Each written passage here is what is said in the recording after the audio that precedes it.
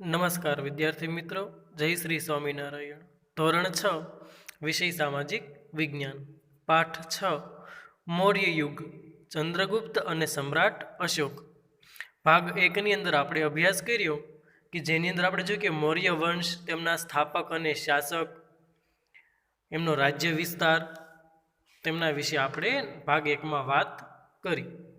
તો આજે આપણે ભાગ 2ની અંદર અભ્યાસમાં આગળ વધીશું. ગ્રાન્ડ ટ્રંક રોડ, જે આપણા એશિયા ખંડનો સૌથી જૂનો અને મુખ્ય લાંબો રોડ છે, તેના વિશે આપણે માહિતી મેળવશું. એશિયા ખંડનો સૌથી જૂનો અને લાંબો મુખ્ય રોડ છે. આ રોડનું નિર્માણ સૌપ્રથમ ચંદ્રગુપ્ત મૌર્યના સમયમાં થયું હતું. એટલે ગ્રાન્ડ ટ્રંક જે રોડ છે, સૌથી જૂનો છે એશિયા ખંડનો લાંબો અને મુખ્ય રોડ, તેનું નિર્માણ એટલે કે ક્યારે બનાવવામાં આવ્યો હતો કે ચંદ્રગુપ્ત મૌર્યના સમયમાં. તે તામ્રલિપ્તિ થઈને તક્ષશિલા અને તક્ષશિલાથી મધ્ય એશિયાને જોડતો હતો. એટલે કે તે રોડ છે તે તામ્રલિપ્તિ થઈને તક્ષશિલા સુધી અને તક્ષશિલાથી મધ્ય એશિયાને જોડતો ત્યાં સુધી એ રોડ લાંબો હતો.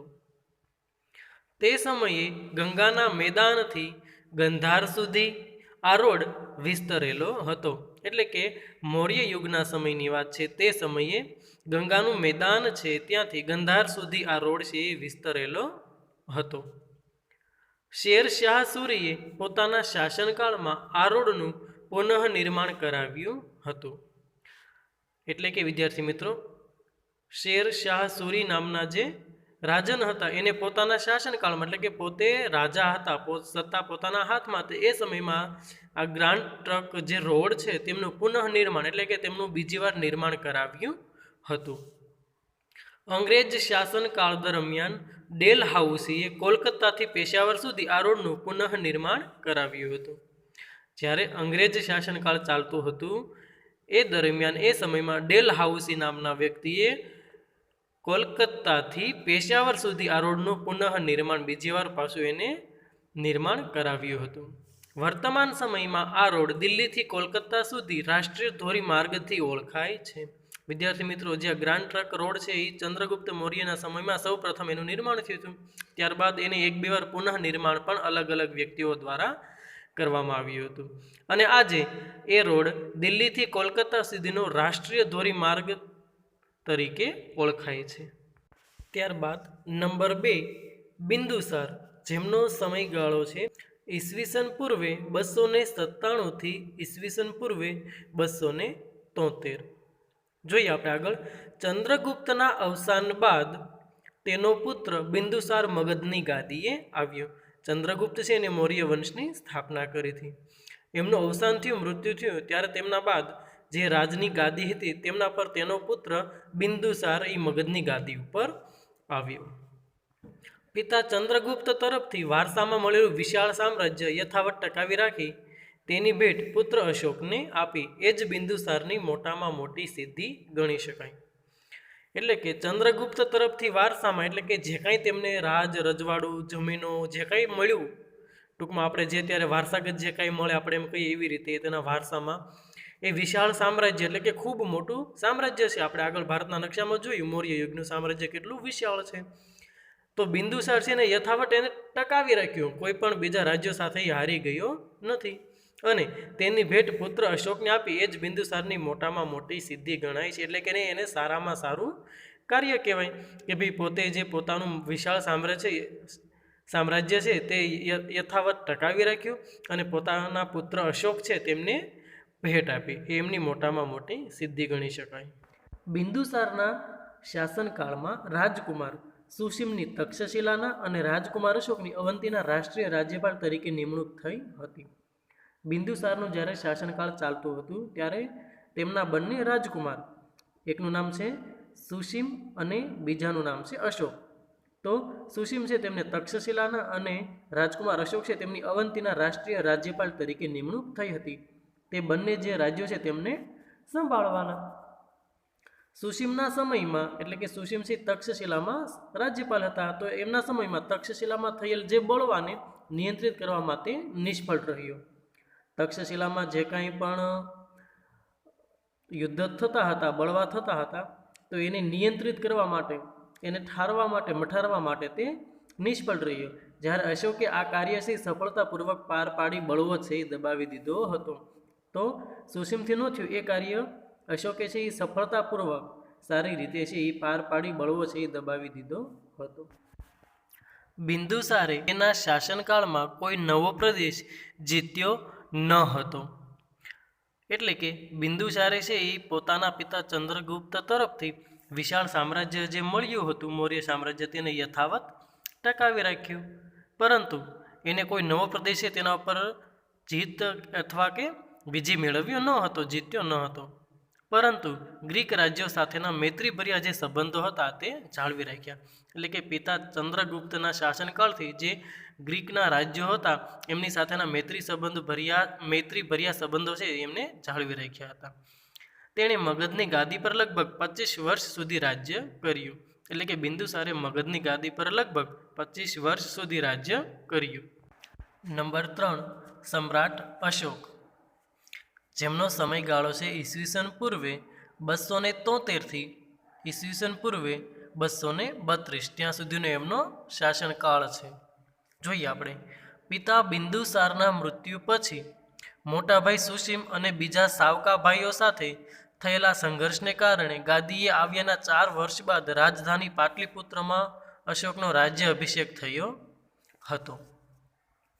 એટલે કે પિતા બિંદુસાર છે તેમનું મૃત્યુ થયું, પછી મોટાભાઈ તેમના સુસીમ અને બીજા સાવકાભાઈ એટલે કે બીજા તેમના સોતેલા ભાઈઓ હતા એની સાથે થયેલો સંઘર્ષ, એમની સાથે ઘણો બધો સંઘર્ષ થયો.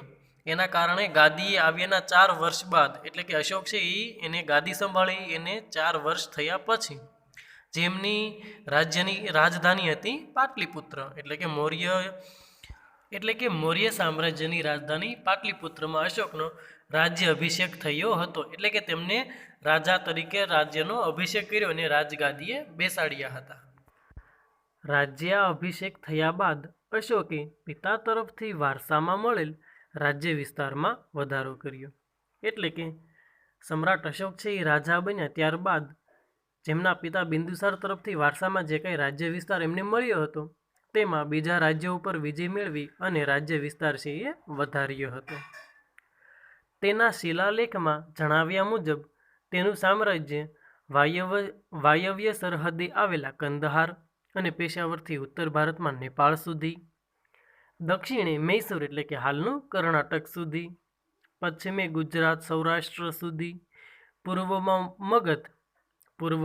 મગધ એટલે કે હાલનું બિહાર, કલિંગ તો કે હાલનું ઓડિશા સુધી ફેલાયેલું હતું. એટલે કે ખૂબ મોટું સામ્રાજ્ય હતું અને તેમાં સમ્રાટ અશોકે વધારો કર્યો હતો. કલિંગનું યુદ્ધ અને અશોકનું હૃદય પરિવર્તન જોઈએ. તેની અંદર મગધની પડોશમાં એટલે કે મગધની બાજુમાં આવેલ કલિંગ હાલનું ઓડિશા નંદ રાજાઓના સમયમાં મગધ સામ્રાજ્યનો જ એક ભાગ હતો.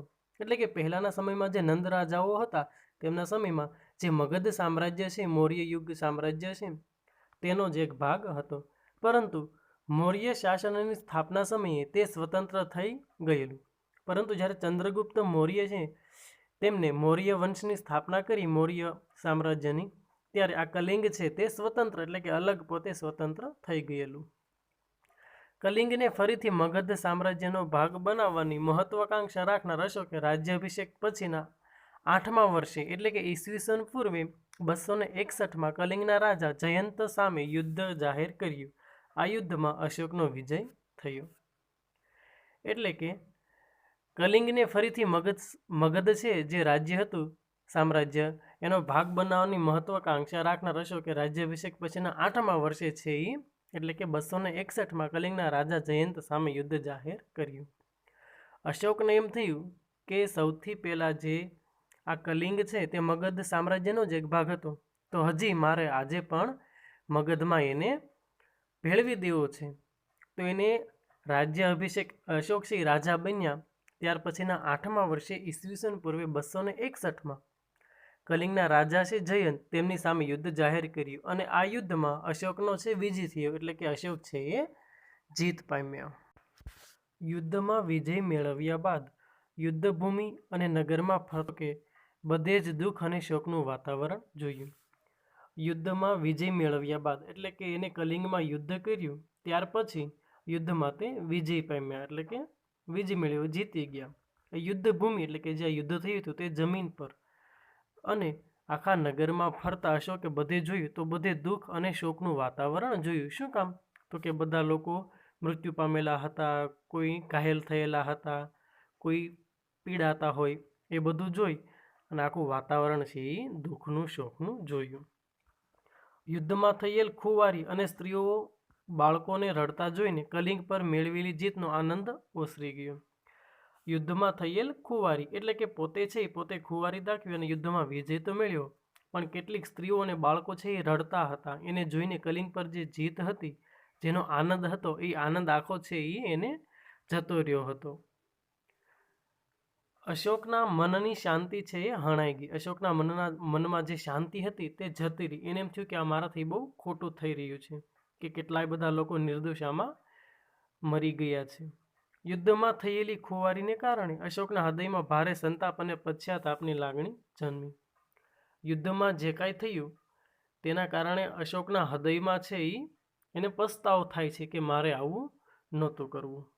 યુદ્ધની નિરર્થકતા સમજાઈ જવાને કારણે કલિંગનું યુદ્ધ તેના જીવનનું અંતિમ યુદ્ધ બની રહ્યું. એને જે યુદ્ધ કર્યું તેની નિરર્થકતા સમજાઈ જવાને કારણે કલિંગનું યુદ્ધ છે તેના જીવનનું અંતિમ યુદ્ધ બની રહ્યું. કે તેમને કલિંગ છે એ જીતી તો લીધું, પણ કેટલાય લોકોને દુઃખ પહોંચાડીને, મૃત્યુ પમાડીને, એવી રીતે. તો એનો કોઈ મતલબ નથી, એનો કોઈ અર્થ નથી, એવું છે એ અશોક છે તેના મનમાં કહે છે. એટલે એના જીવનનું અંતિમ યુદ્ધ બની રહ્યું, એટલે હવે તે ક્યારેય યુદ્ધ કરશે નહીં. બૌદ્ધ સાધુ ઉપગુપ્તના ઉપદેશથી તેણે શસ્ત્રનો ત્યાગ કરી શાસ્ત્રોનું શરણ લીધું. બૌદ્ધ ધર્મના જે સાધુ છે ઉપગુપ્ત નામના, તેમના ઉપદેશથી, તેમના કહેવાથી તેણે શસ્ત્રોનો ત્યાગ કર્યો, એટલે કે હથિયારોનો ત્યાગ કર્યો અને શાસ્ત્રોનું શરણું લીધું. જે આપણા શાસ્ત્રો છે, ગ્રંથો છે, એમની પાસે ગયા એમ. બૌદ્ધ ધર્મ અંગીકાર કરી અશોક રાજદ્વારી પુરુષમાંથી ધર્માનુરાગી અશોક બની ગયો. એને શાસ્ત્રોનું શરણું લીધું અને બૌદ્ધ ધર્મ છે એ અપનાવ્યો, અંગીકાર કર્યો, એટલે કે અપનાવ્યો. આપણે કેમ હિન્દુ ધર્મ અપનાવીએ છીએ, આપણે હિન્દુ ધર્મ જેમ પાળીએ છીએ તેમ તેને બૌદ્ધ ધર્મ છે એ અંગીકાર કર્યો, એટલે કે અપનાવ્યો. અને અશોક રાજદ્વારી એટલે કે અશોક રાજા હતો, રાજન હતો, એ પુરુષમાંથી ધર્માનુરાગી અશોક બની ગયો. અશોક પહેલો એવો શાસક હતો જેણે શિલાલેખો દ્વારા પોતાનો સંદેશ પ્રજા સુધી પહોંચાડવાનો પ્રયત્ન કર્યો. એટલે અશોક પહેલો એવો રાજા હતો કે જેણે શિલાલેખો, જે પથ્થર ઉપર કોતરેલા લેખોને આપણે શિલાલેખો કહીએ છીએ, આપણે પ્રથમ સત્રમાં અભ્યાસ કર્યો, તો કે શિલાલેખો દ્વારા પોતાનો સંદેશ છે, પોતે કંઈક કહેવા માગે છે, લોકો સુધી એને પહોંચાડવાનો પ્રયત્ન કર્યો. અશોકના મોટા ભાગના અભિલેખોની ભાષા પ્રાકૃત અને લિપિ છે તે બ્રાહ્મી છે. એટલે કે અશોક છે તેમના જે મોટા ભાગના અભિલેખો છે તેમની ભાષા છે એ પ્રાકૃત, અને જે લિપિ છે, લખાણ છે, એ બ્રાહ્મી ભાષામાં છે.